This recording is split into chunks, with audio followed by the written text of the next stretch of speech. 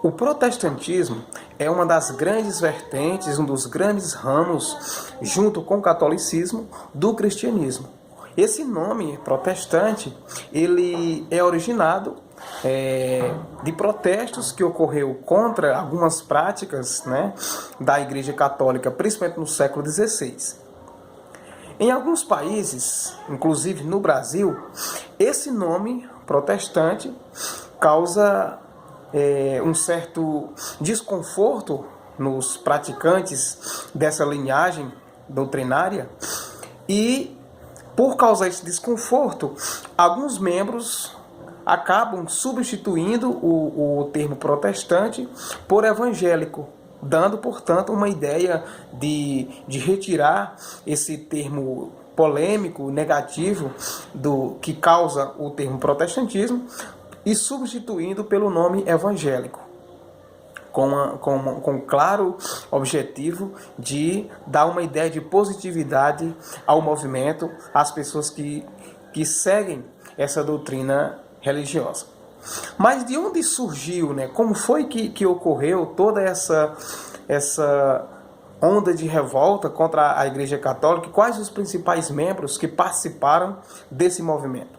Então, o movimento protestante surgiu na tentativa com o objetivo de reformar a Igreja Católica, iniciando, portanto, com um monge chamado Martinho Lutero no século XVI.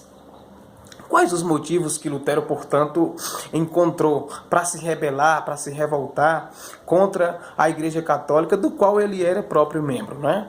Então, os principais motivos da revolta de Martinho Lutero, né, para que fizesse com que ele rompesse com a Igreja Católica, estar ligada ao que ele considerou como práticas ilegítimas, como práticas ilegais, como práticas imorais da Igreja Católica, né? Além, claro, da própria divergência, né?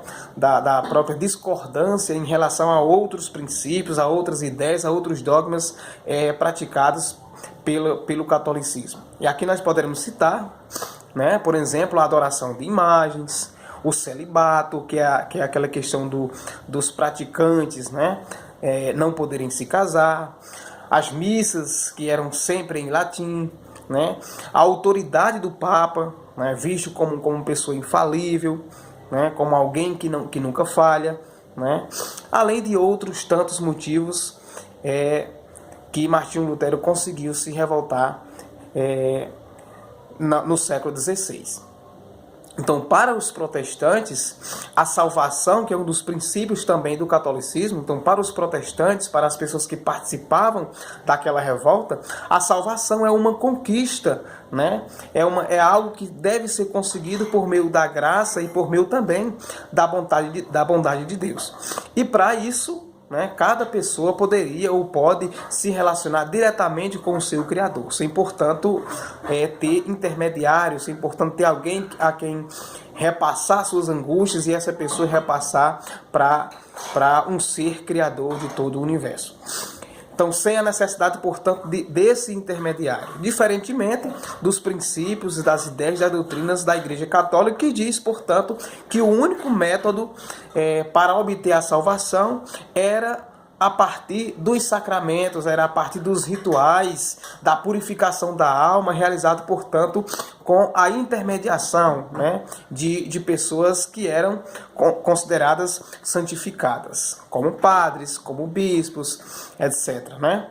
Além, claro, de pessoas consideradas santas. Então, eram pessoas intermediárias que tinham a função de obter as angústias dos fiéis e, portanto, levar até a entidade criadora. Então, isso era visto por Martinho Lutero como algo que precisava ser mudado, não é? Então, além desses princípios, tinha outro. Mas não era só Martinho Lutero que participavam desse movimento protestante, né? Nós temos outros seres, outras pessoas que participaram desse movimento, né? Então, o protestantismo, ele pode ser dividido em ramos, ele pode ser dividido em outras doutrinas. o luteranismo, advindo, vem, portanto, do nome de Martinho Lutero, o calvinismo, que tinha como principal representante João Calvino, né? O anglicanismo, que tinha como principal representante o rei, né, da Inglaterra, Henrique VIII. Portanto, quando se fala em protestantismo, muitas pessoas têm uma falsa ideia de que nós iremos falar, portanto, somente de Martinho Lutero. Mas tinha uma gama de pessoas, né, uma gama de outros seres que, junto com Martinho Lutero, passar cada um com as suas especificidades, com as suas particularidades, mas todos eles passavam a criticar as ideias, as práticas da Igreja Católica que eles consideravam como ilegais, como imorais e como que contribuía para, portanto, enganar as pessoas que participavam disso, né? Então, a partir da Reforma Protestante, principalmente a partir de Martinho Lutero, a Bíblia, que é o documento que reúne, né, todas as bases do cristianismo, ela foi traduzida para diversas línguas e distribuídas, né, sem limitação, sem restrição para todas as pessoas.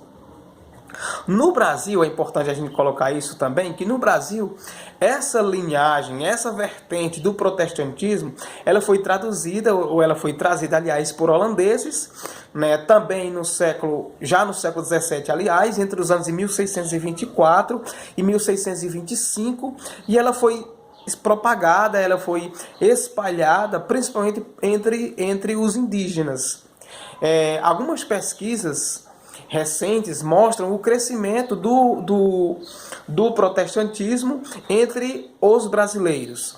Na década de 70 do século XX, por exemplo, segundo o censo do Instituto Brasileiro de Geografia e Estatística, registrou, portanto, cerca de 4,8 milhões de protestantes no Brasil. E na década de 80, também do mesmo século XX, esse número já aumentou um pouco e passou para 7,9 milhões de pessoas. E vai crescendo, né?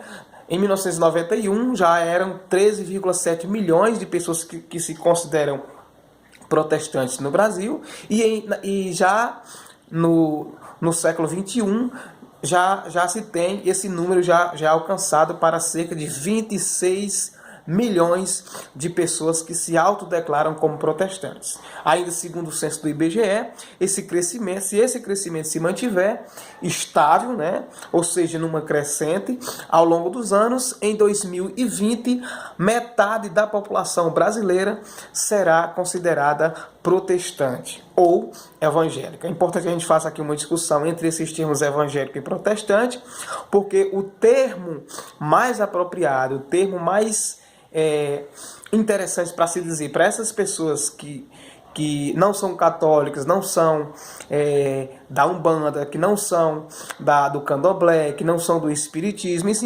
enfim, que são protestantes, o termo mais correto é chamar de próprio protestante, porque essa vertente, esse ramo, surgiu de protestos de movimentos de pessoas como Martinho Lutero, como João Calvino, como Henrique VIII, surgiram dessa questão de eles se manifestarem, de eles se protestarem contra ideias e contra doutrinas praticadas pela Igreja Católica, consideradas ilegais, imorais, e que, portanto, tinham um certo princípio de enganar os fiéis. Então, o termo correto é protestantes. Tá bom? Em 2017, a Reforma Protestante, ela chegou aos seus 500 anos, né, em 2017.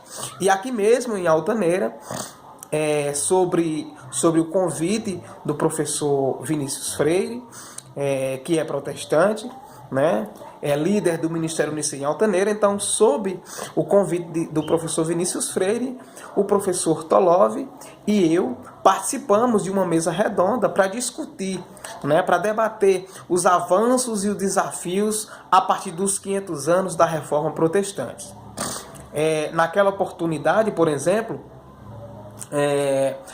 o professor Tolov afirmou que Lutero, que é um dos principais representantes do movimento protestante, se notabilizou, ou seja, ganhou importância, ganhou visibilidade, porque ele conseguiu mexer com uma das instituições mais poderosas do período, e que ainda é, no claro, né? Que é a Igreja Católica.